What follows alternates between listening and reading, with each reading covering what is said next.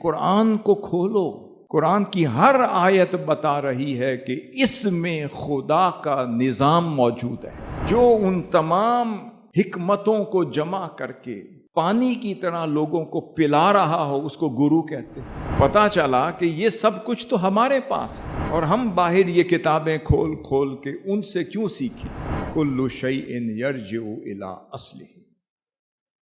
کہ ہر شے اپنے اصل کی طرف لوٹتی ہے، اور اصل کائنات یہ قرآن ہے۔ ہم قرآن مجید کی آیات میں ڈوبیں، ہر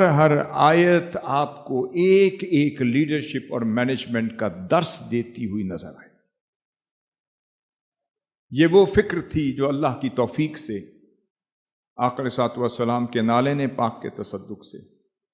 اور حضور سیدی و مرشدی شیخ الاسلام مدد ذل العالی کی تعلیمات، ارشادات، ہدایات اور ان کے شب و روز کے معمولات نے ہمیں اس طرف راغب کیا کہ ایک مفسر قرآن جس کی زندگی قرآن میں ہو، قرآن سے ہو، جس کی انسپیریشن قرآن ہو، جس کی سینٹیمنٹل پاور اور جسے اسپرچول بوسٹ قرآن سے مل رہا ہو، جو قرآن میں ڈوبا ہوا ہو، جو قرآن میں رہ رہا ہو، جو قرآن کے سمندر سے وہ موتی چن چن کر آپ کو پہنچا رہا ہو، ایک ہی کام ہو سکتا ہے، یا وہ قرآن میں ڈوبا ہوا ہوگا یا قرآن اس کے سینے میں جاگزی ہوگا، یا وہ صاحب قرآن کی سیرت میں ڈوبا ہوگا، یا سیرت مصطفیٰ صلی اللہ علیہ وسلم اس کی شخصیت پر عکس ڈال رہی ہوگی۔ جب آپ غور کرتے ہیں تو یہ سارے نعمتیں آپ کو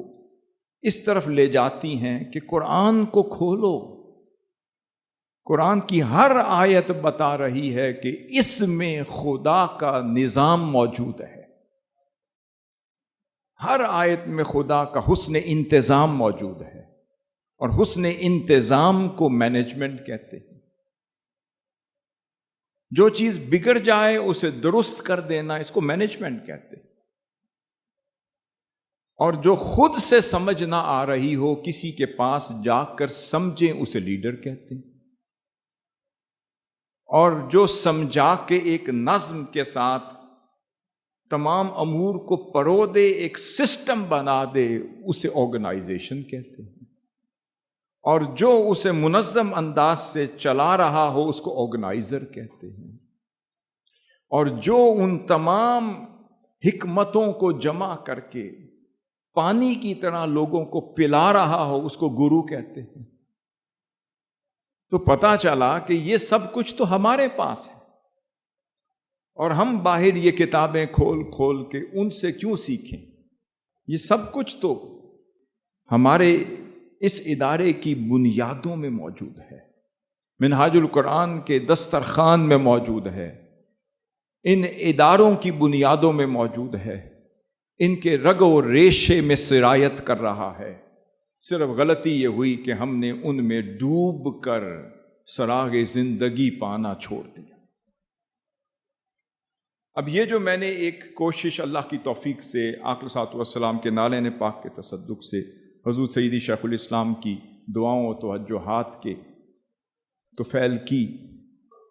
اس کا مقصد یہ تھا کہ ہمارا ربط اور رابطہ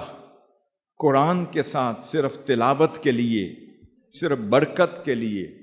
صرف تبرک حاصل کرنے کے لیے، صرف اپنی حاجت روائی کے لیے اور مشکل کشائی کے لیے نہ رہ جائے، بلکہ زندگی کے ہر مرحلے میں یہ قرآن ہمیں وقت کا لیڈر اور مینیجر بنا رہا۔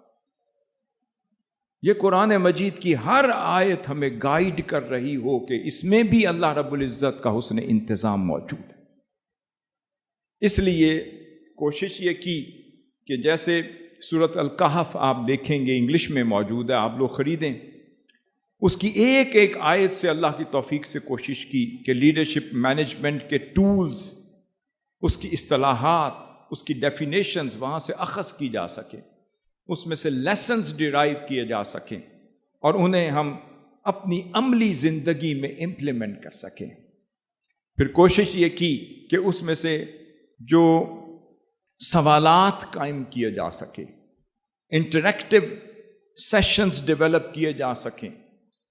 اور اس میں سے کویسچنز ڈیرائیو کیے جا سکیں اور پھر اس کا جواب ہمیں اپنی زندگیوں میں ڈوب کر پانے پر مجبور کر دے۔